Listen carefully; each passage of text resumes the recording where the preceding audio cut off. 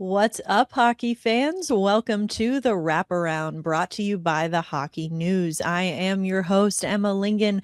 I am joined today by Michael Augello and Andre Leal of the Hockey News, coming at you to talk about all of the latest and greatest storylines from around the NHL in bite-sized portions. But before we do, want to remind you all that for over 75 years, the Hockey News has been the ultimate hockey fix. Now you can get 12 issues delivered straight to you, packed with stories, stats, and a bonus gift issue to kick things off. Head over to thn.com and get in on the action.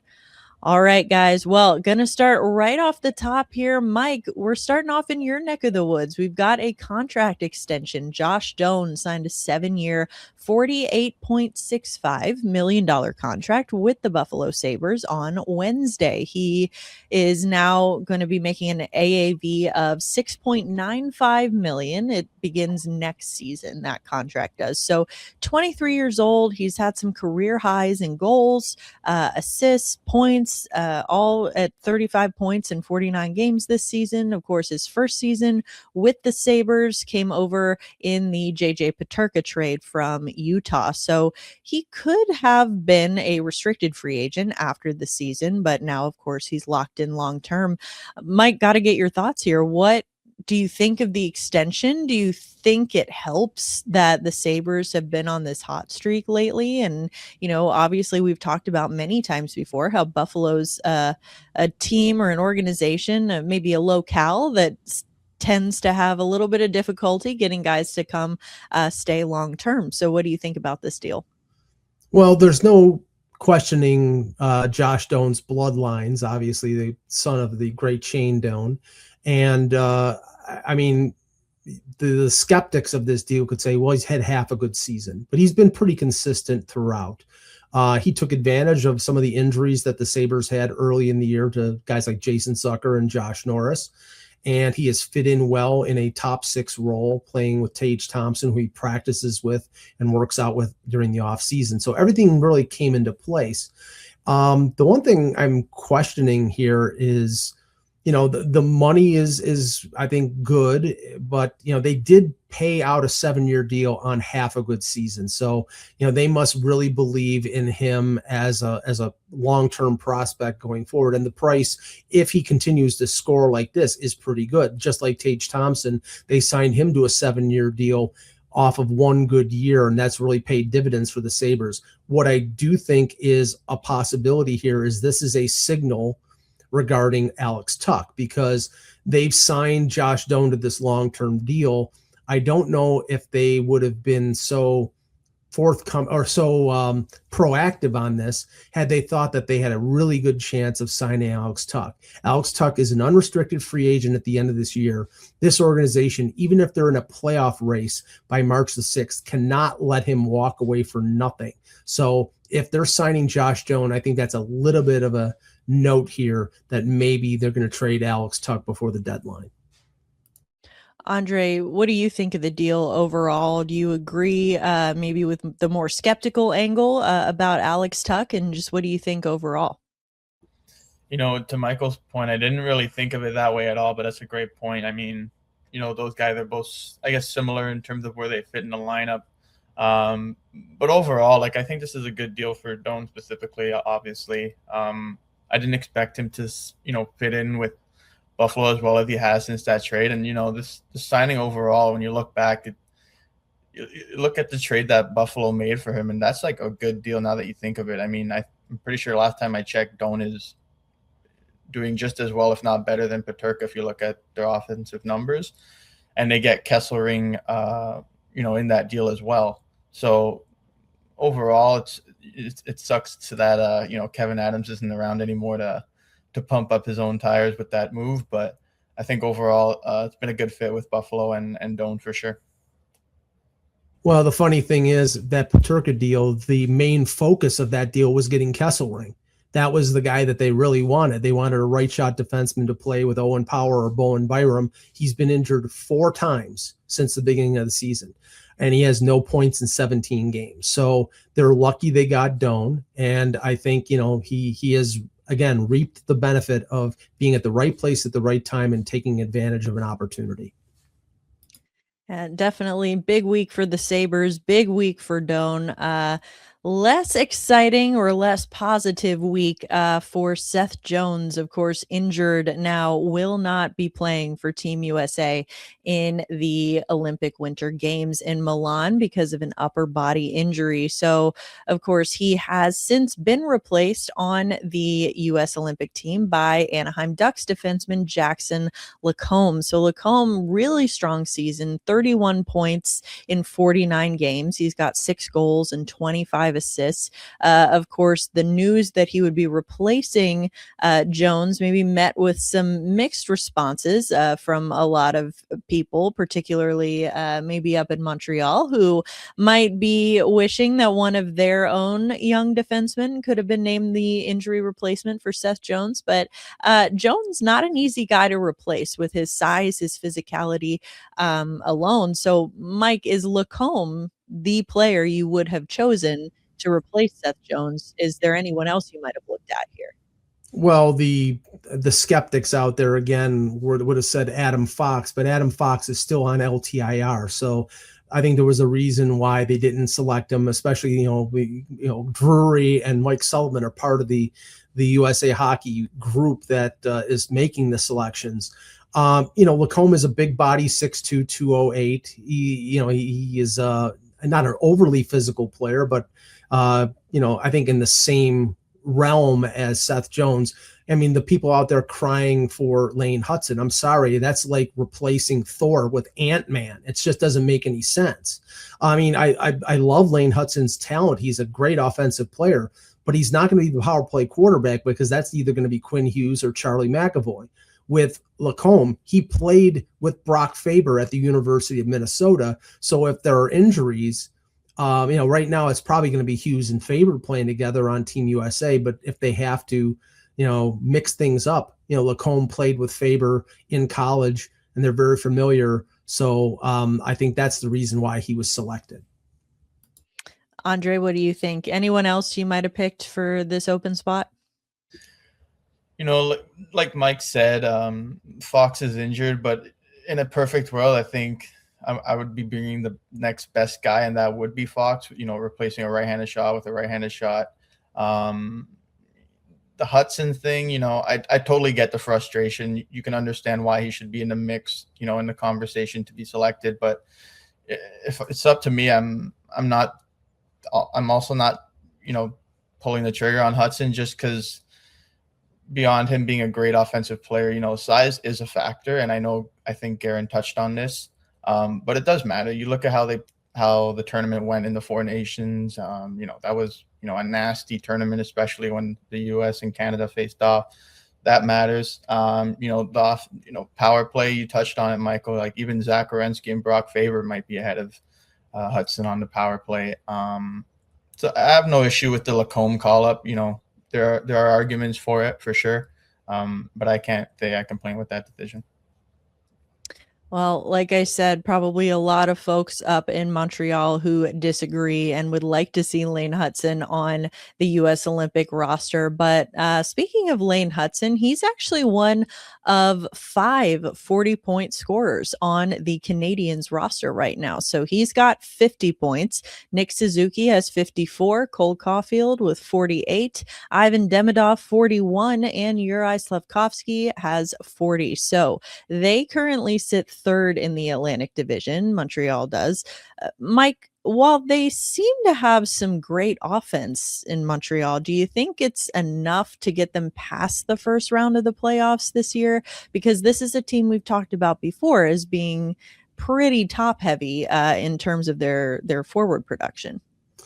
Yeah, and I think that's still the case. I mean, you can say that the additions of Texier as a unrestricted free agent after he terminated his contract with St. Louis, the acquisition of Philip Deneau has helped them defensively up the middle, but offensively they're really a one line plus team. A couple really good defensemen in Dobson and Hutson.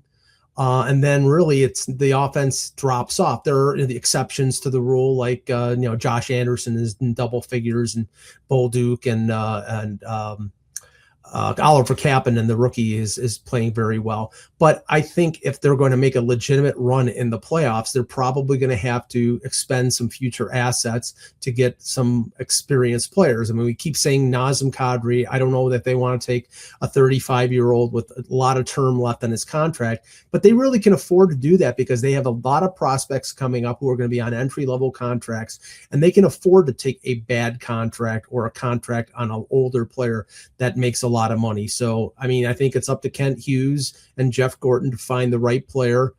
And, if it's Trocheck or there are other players out there that have been rumored, Blake Coleman has been rumored, to find the right fit. But they need, I think, another player or two to help their playoff chances. Well, especially down the middle, I think. But at this time of year, I mean, who isn't looking for center depth? Andre, what do you think about, where the Canadiens roster stands right now? Do you think they have what it takes to make it farther than they did last year and get past the first round of the playoffs? I think a lot of it depends on who they can match up with. With all those names you just listed, they're very talented offensively, but we just kind of talked about it with, Team USA and Lane Hudson. Michael touched on experience. Size is also another thing for the playoffs. Cole Caulfield, Suzuki, Demidov, Hudson, those guys are kind of, smaller frames. So in addition to, Michael's suggestion in adding experience, you can also add some size with that as well. And another point, the Canadiens, we all know that there's a lot of Canadians, haters. They are a very, popular franchise in both ways in support and the opposite of that. But you can see the foundation growing here with the Canadiens. And, if they can't get past, the first round again this year, I don't think it'll be that much longer before they start doing that. I mean, they're still, last time I checked, the youngest team in the NHL. So the fact that they're getting their playoff experience now, last season against the Capitals, they're just going to keep growing in that sense. And it seems like they got depth everywhere of some degree. Maybe goaltending could, pick it up. But other than that, this is a good-looking franchise in terms of their foundation. But, yeah, they just got to keep growing, maybe get bigger. But I think they're in a decent spot right now. Well, we've been talking a little bit about, American defensemen. First, we had Jones and then Hudson and LaCombe. And now I want to talk about another American defenseman, unfortunately not going to be at the Olympics. But regardless, Luke Hughes placed on LTIR by the New Jersey Devils on Wednesday. That means he's going to be missing a minimum of 10 games. He left in the Devils' 2-1 overtime win against the Calgary Flames after he got tangled with Justin Kirkland in a battle in the second period. So prior to that, Hughes was leading Devils defensemen in points. He had 26 points in 43 games before he went down. So, Mike, do you think that the loss of Hughes is going to impact the Devils' decision in terms of what they do with Dougie Hamilton? Because the Dougie Hamilton sweepstakes have kind of been on for a while here, and they've made it clear that they're looking to move him. But do you think they might waver at all in that stance now that they're going to be without Hughes for a while? That's very possible. I mean, first of all, the injury was bizarre. It was very weird. It was very similar to the Tyson Forster injury in Philadelphia, where he was taking a shot and he basically dislocated his shoulder, or I think that was the injury, and he's out for the season. Hughes has chosen not to have surgery, so there must be some thought that he can come back after the Olympic break. I mean, I look at this and I don't know how the Devils can trade Dougie Hamilton now with Hughes out. Hughes was the point man on the power play. Now you can insert Hamilton into that role. And right now they're in danger. I mean, they're a couple points behind the second wild card. They have Toronto and Philadelphia in between them. They need to compile points now to stay in the race until after the Olympic break. And I don't know if they can do that if they trade Dougie Hamilton and have Luke Hughes on the injury list. So I would think that they probably put the Hamilton stuff on hold until they know more about when Hughes comes back. Andre, see you nodding in agreement. Sounds like or looks like you pretty much agree with that sentiment. Yeah, I do. I mean, I don't think that it should completely, I don't think this Hughes injury should completely rule out moving Hamilton. I think more than anything, it should just delay it maybe until he gets back, or you can kind of assess where you are in the standings, because they're obviously not a shoe-in for playoffs. And, if the deadline gets closer and the Devils really haven't made any progress and they're still kind of sitting outside the wild card spot in the East, I mean, why wouldn't you want to at least grab some sort of asset for Hamilton, especially if, he's been scratched from time to time. If he's not in your lineup consistently, you can just get a couple assets. I think, Michael hit it on the head. Yeah, I think if it does anything, it's just going to, they're just going to have to wait until Hughes comes back. It'll just put it on pause for a bit, I think. Well, of course, Hamilton, like we mentioned, a guy who's been mentioned quite a bit in trade talks. That's probably going to be cooling down here a little bit with the Hughes injury. But another name that has come up in terms of trade conversations is Shane Wright in Seattle. So a recent interview, David Pagnotta said that the Kraken are open to moving Shane Wright. So just by way of review here, Wright was the 4th overall pick in 2022. That was the year that Uri Slafkovsky sort of surprisingly went at number 1 overall, I think, where for a while Wright was, appeared to be the presumptive number 1 pick until he wasn't. He dropped to 4th to go to Seattle. He had 19 goals and 44 points in 79 games last season, but this year he's been struggling a bit. He's got just 17 points so far. So, Mike, with the Kraken having some pretty solid center depth with guys like Chandler, Stephenson, Matty, Beniers ahead of Wright, do you think it makes sense for the Kraken to move on from him at this point? Or do you think that, maybe they wait and end up being a little bit more patient with him? I think they'll be patient in terms of getting the right fit for a deal. I mean, this is, like you said, a top 5 pick who had a pretty good first season. I mean, last year was his rookie year. He only played 8 games the previous year. They're not going to trade him for nothing. They're not going to trade him to get rid of him. They ideally want to get a young scoring forward, somebody who can put the puck in the net, because that team has had some trouble scoring. But I would think that the priorities of Jason Botterill when it comes to the Kraken is regarding that plethora of unrestricted free agents they have. And if they're in the playoff race, and they're going to have to make a decision on whether they just keep these guys as own rentals and try to make a playoff run, or they shop the likes of Jaden Schwartz and Jamie Alexiak and others. Wright can wait until the summer. I mean, he's got another year left on his ELC. And all that does by waiting is, I think you put yourself in a position to field more offers. He doesn't have any kind of no trade protection. So I don't think this is something that happens by the deadline, but it could happen in the summer if they get the right fit on a deal.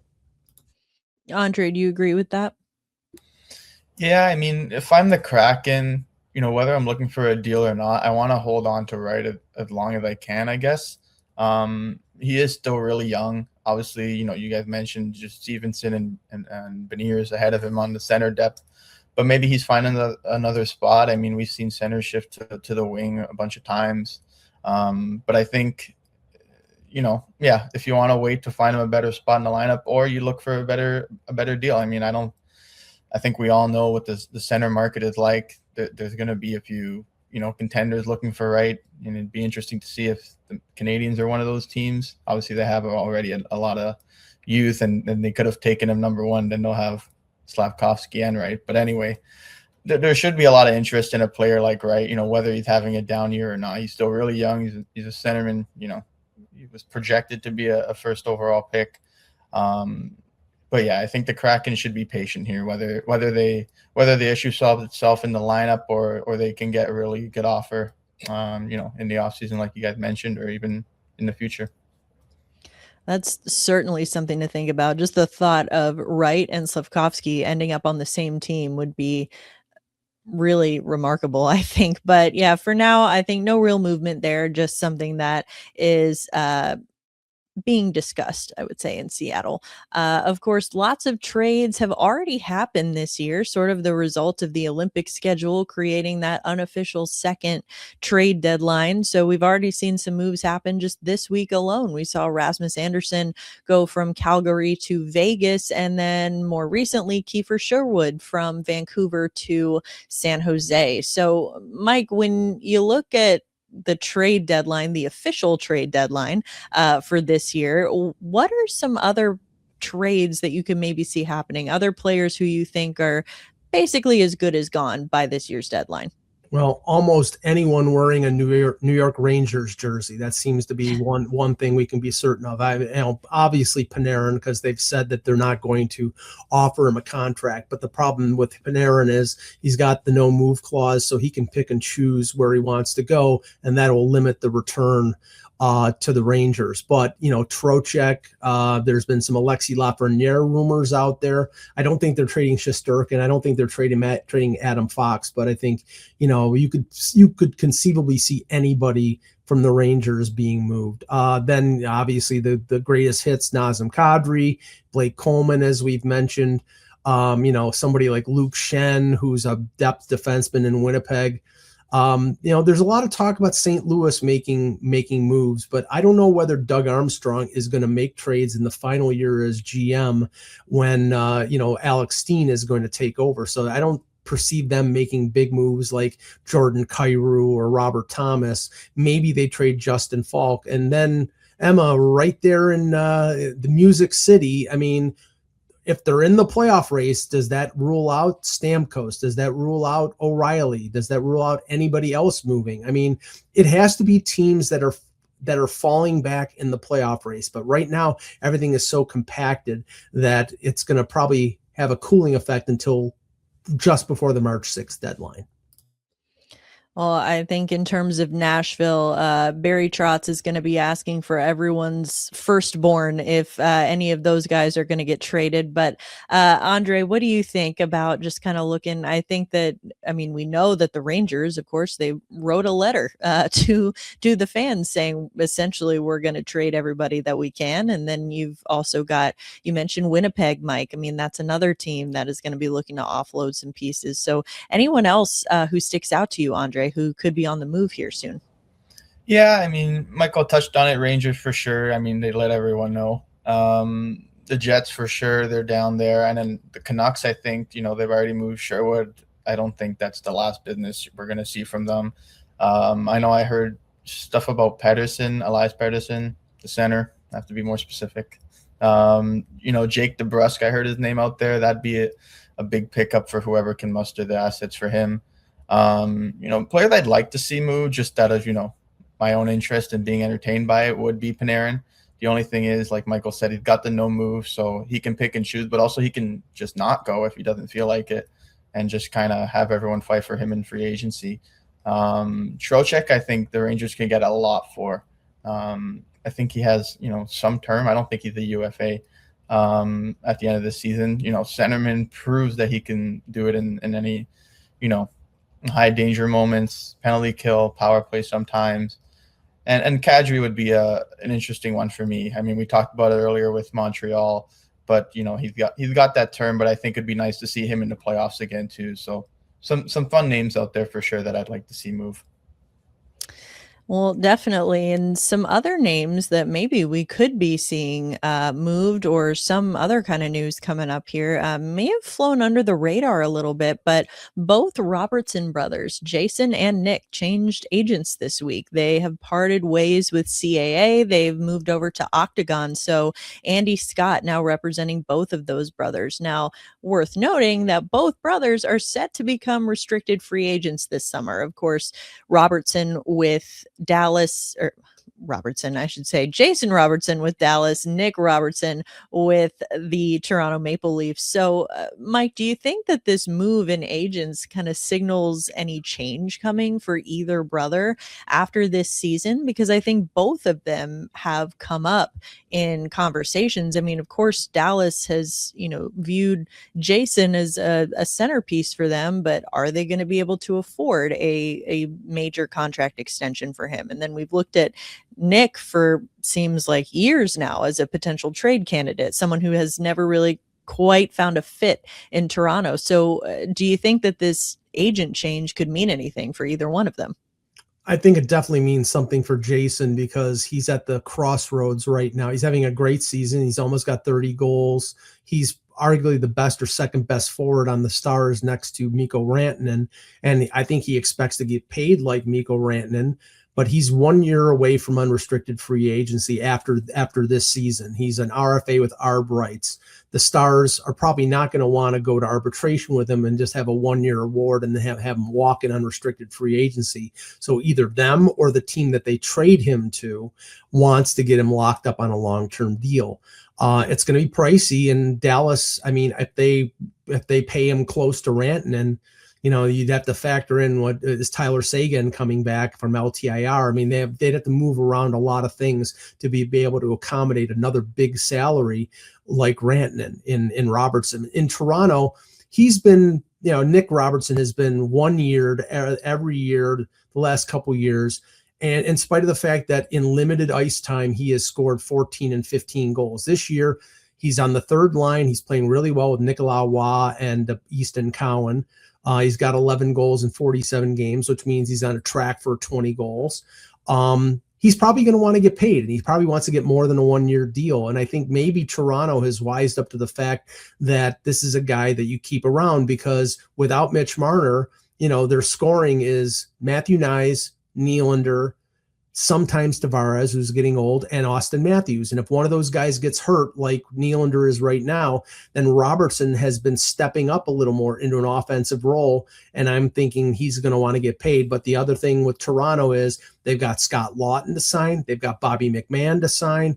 And, maybe they try to string Robertson along on another 1 or 2 year deal. I don't know if that's going to fly, but we'll see.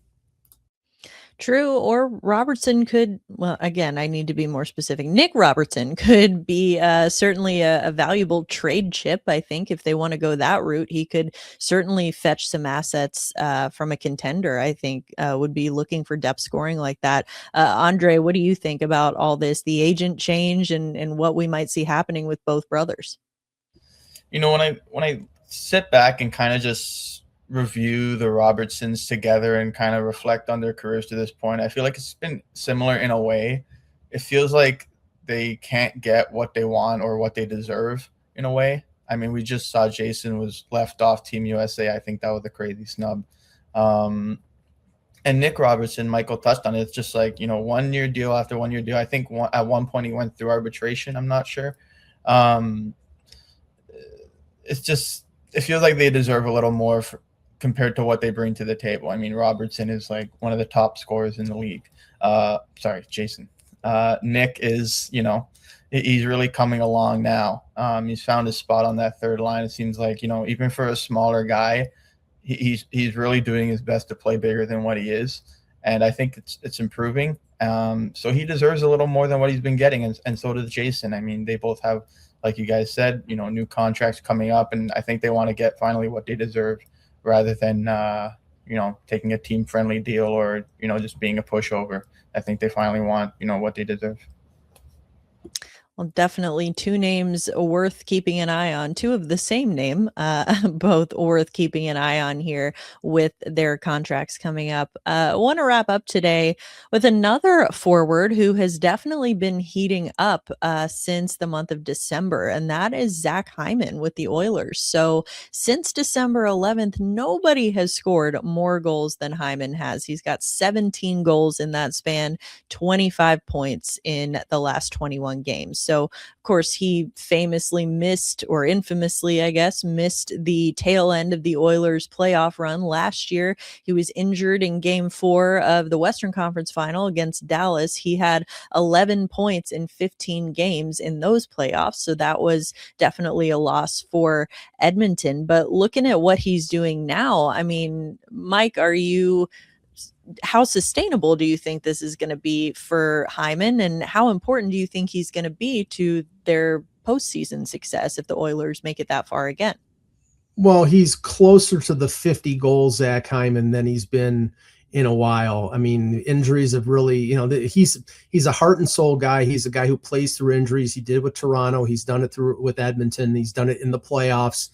There was some talk about him potentially being the replacement for Braden Point for Team Canada for the Olympics. I don't know where that stands in terms of them replacing him, but I mean, you would think that in terms of him plugging in with Connor McDavid, there are some people who can play with Connor McDavid. There are other people it's too much to do it, and Zach Hyman has done it. So, but yeah, I mean, he's 19 goals in 32 games. I mean, if he played a full season, that's like a 60 goal or 55 to 60 goal season. So, he's really playing well. And I mean, the Oilers really need him to play at that level if they hope to make a deep playoff run.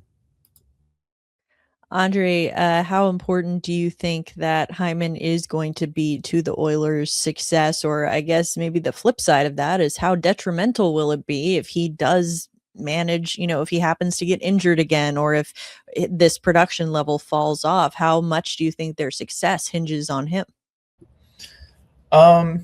I think for sure he's a key, not a driver, but he's a really good complementary player to Connor McDavid. And I understand from afar, like when Hyman is out, it seems like they're always juggling that top six. Draisaitl's up there, Draisaitl's not up there.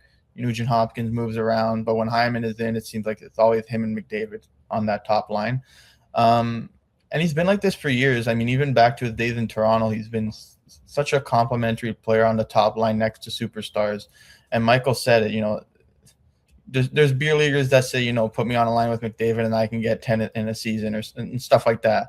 But it's true, not everyone can play with the elite of the elite. At the speed he plays with, Hyman's been able to keep up, and then, scored 50 not too long ago, and the hot streak he's on right now. So it's a really big factor. And I think, him hopefully being healthy for playoffs, Edmonton will be hoping to get back to the final again, and maybe there's a different outcome for them this time. Maybe the third time is a charm. We will have to see. But of course, if you want to read any more about the Edmonton Oilers, about Zach Hyman, or any of the players and teams that we have talked about today on the Wraparound, of course, you can head over to the Hockey News. The Hockey News has been the go-to for all things hockey since 1947. 12 issues packed with game and player insights, plus a free issue to start. It's a must-have for any fan. Head to thn.com/free and grab your subscription today. That is going to do it for today's episode of The Wraparound. Thank you so much to everyone who has tuned in and listened to us talking some hockey today. We really do appreciate it. We'll be back with an all-new episode next week. For Mike Augello and Andre Leal, I'm Emma Lingan. This is The Wraparound, and we will see you next time.